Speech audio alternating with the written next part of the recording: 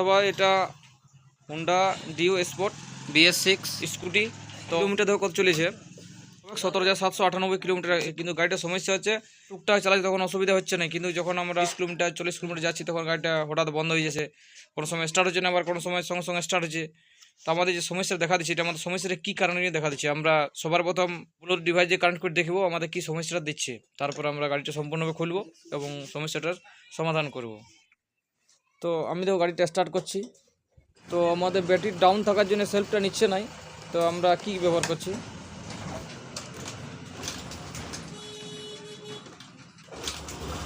দাদা ভাই দেখো গাড়ি আমাদের স্টার্ট হয়ে গেছে, কিন্তু দেখো এখানে যে মান ফাংশন লাইটটা আছে, লাইটটা কিন্তু আমাদের সিগন্যাল দিয়ে দিয়েছে, মানে জ্বলে আছে। নিশ্চয়ই তাহলে কোনো জায়গায় তারের ফল্ট আছে বা কোনো সেন্সারের ফল্ট আছে, এই জন্য আমাদের এই লাইটটা সিগন্যাল দিচ্ছে। বা এটা তো স্টার্ট হয়ে যাওয়ার পর বন্ধ হয়ে যাওয়ার কথা, কিন্তু দেখো লাইটটা জ্বলে আছে। তা ব্লুটুথ ডিভাইস দিয়ে কানেক্ট করে দেখলাম, তো আমাদের দুটো সেন্সারের ফল্ট দেখা দিচ্ছে। তো এটা সম্পূর্ণভাবে খুলেছি, আমাদের দুটো সেন্সারের ফল্ট দেখাচ্ছে। একটা আমাদের এটা কোড আসছে P0511, আর একটা কোড আসছে এখানে যেটা 5 ভাল্ব যে সেন্সারটা আছে আমরা এখানে লাগানো আছে সাইডে, আমরা ঢাকনাটা খুলছি, কোড দেখাচ্ছে P0443।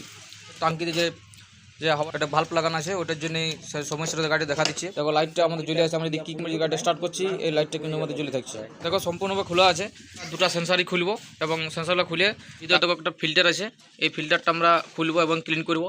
এটার থেকে এটা ডাইরেক্ট আমাদের ফিল্টার থেকে আমাদের 5 ভাল্ব আছে, 5 ভাল্ব থেকে দেখো একটা পাইপ যাচ্ছে। দেখো এখানে এইভাবে পাইপ দেখো যাচ্ছে, এটা আমাদের এই টাঙ্কিতে ঢুকছে। তো এইটা আমরা পাইপগুলো সব ক্লিন করবো। দেখো পাইপগুলো দেখো পুরো ধুলা বসে আছে, পুরো ধুলা বসে পুরো জাম হয়ে আছে, এগুলো সব ক্লিন করবো, তাহলে আমাদের কাজটা সাকসেস হয়ে যাবে। দাদাভাই আমাদের দেখো সম্পূর্ণভাবে এটা আমরা ক্লিন করেছি, এবং আমাদের যেখানে যে পাইপগুলো আছে পাইপগুলো সম্পূর্ণভাবে আমরা হাওয়া দিয়ে ক্লিন করলাম। এবং আমাদের যে 5 ভাল্ব যে সেন্সারটা আছে এই সেন্সারটা, এটা তো আমরা হাওয়া দিয়ে কিছু করা যাবে না, কেন এটা তো ভাল্ব সিস্টেম ওঠে। তো আমরা এটা এমনি বাইরে থেকে পরিষ্কার করলাম, এবং আমাদের যে এয়ার ফিল্টারটা আছে এই ফিল্টারটা আছে, এটা ফিল্টারটা আমরা পরিষ্কার করলাম। তো দাদা ভাই আমাদের যে 5 ভাল্ব যে সেন্সারটা আছে এই সেন্সারটা আমাদের কীভাবে কাজ করে আমি দেখাচ্ছি। এটার সঙ্গে দুটো কান্ড আছে, হলুদের উপর লাল আছে, একটা ব্ল্যাকের উপর সাদা আছে, দুটো তার আছে। তো দেখো এটা সিস্টেমে দুটো একটা পাইপ আছে, একটা পাইপ দেখো এখান থেকে আসছে, দেখো এই যে যেটা আমাদের কার্বন থেটেল বডি যে পাইপটা লাগানো আছে এখান থেকে একটা পাইপ আসছে, এই পাইপটা অটোমেটিক হাওয়া টানছে, দিয়ে অটোমেটিক এখানে একটা হাওয়া টানছে, অটোমেটিক ভাল্বটা অটোমেটিক খুলে যাচ্ছে, এবং আমাদের এখানে কারেন্ট দিচ্ছে অটোমেটিক ভাল্বটাকে খুলে দিচ্ছে। তাহলে আমাদের কী হচ্ছে, এটা গাড়িটা স্টার্ট করলে কিন্তু এই সেন্সারটা কাজ করবে, বন্ধ থাকলে কিন্তু চাবি অন করলে কাজ করবে, যতক্ষণ না স্টার্ট করবো তখন যদি সেন্সারটা কাজ করবে না, স্টার্ট হয়ে গেলে অটোমেটিক এর কাজ শুরু হয়ে যাবে। দেখো এখানে যে সেন্সারটা আমাদের আছে এটা দেখো দুরকম আছে, দেখো মোটা সরু আছে। আমাদের যে পাইপগুলো আছে যদি এটা উল্টাপাল্টা লাগা হয় তাহলে কিন্তু অসুবিধা হবে, তাহলে কিন্তু গাড়িটা স্টার্টের প্রবলেম করবে।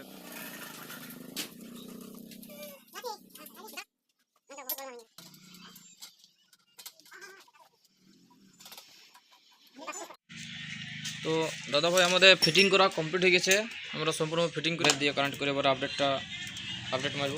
চাবিটা অন করা আছে, কানেক্ট অটোমেটিক হয়ে গেছে। এবার আমরা সার্চ করব। তো আমাদের আপডেট করা কমপ্লিট হয়ে গেছে, আমরা এবার চাবিটা অন করছি। দেখো যে মান ফাংশন যে লাইটটা ছিল দেখো লাইটটা নেমে গেল। এবার আমরা সেল ব্যবহার করছি, আমাদের ব্যাটারি ডাউন হচ্ছে, টানতে পারছে না কি। তো দাদা ভাই আমাদের গাড়ি দেখো স্টার্ট হয়ে গেছে, দেখো আমরা স্টার্ট করলাম, লাইটটা আবার ঘুরে চলে এলো।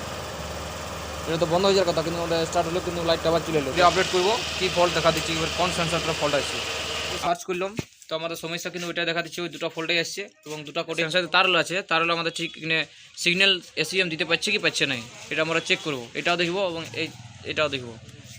তো আমরা এবার মাল্টিমিটার ব্যবহার করবো। তো দাদাভাই আমাদের যে সেন্সারটা আছে এখানে আমাদের কোনো কারেন্ট শো করছে না, কোনো কারেন্ট শো করছে না কোনো। আর এই যে সেন্সারটা আছে এটাতে কোনো কারেন্ট শো করছে না, হলুদের উপর লাল আছে, এবং এটা দেখো হলুদের উপর লাল আছে। তো আমরা ECU খুলেছি, মাল্টিমিটার সাহায্যে আমরা তারটা চেক করবো, সেম কোনো সিগন্যাল পাচ্ছে না, এই কারণের জন্য অটোমেটিক লাইটটা জ্বলে যাচ্ছে। তো আমরা সবার প্রথম চার্জার চেক করবো। দাদা ভাই আমরা সবার প্রথম চেক করবো হলুদের উপর লাল আছে, আর এখানেও দেখো হলুদের উপর লাল আছে, দেখো তিনটা আছে, একটা আছে হলুদের উপর লাল আর হালকা লাল, আর মাঝের লাইনে দেখো একটা আছে। সবার প্রথম যে এই তারটা আছে এই তারটা আমরা চেক করবো, মাল্টিমিটার দেখো কন্টিনিউতে রাখবো, যেখানে টিপ বাজবে এইখানে তারটা আমরা টাচ করব। আর এখানে দেখো এবার টাচ করবো, ওখানে আওয়াজ আসছে, মানে আমাদের তারটা কানেকশানটা ঠিক আছে। তো এটা আমাদের চেক করা হয়ে গেল, দুটো আছে, আমরা এটাতে একটা তার দেবো, একটা চেক দিব। প্রথমে যেটা আছে 3 নম্বর লাইনে এই তারটা, এটা আমরা বটে মিটার থেকে শো করছি, মানে এই তারটা ওরিংটা আমাদের ঠিক আছে।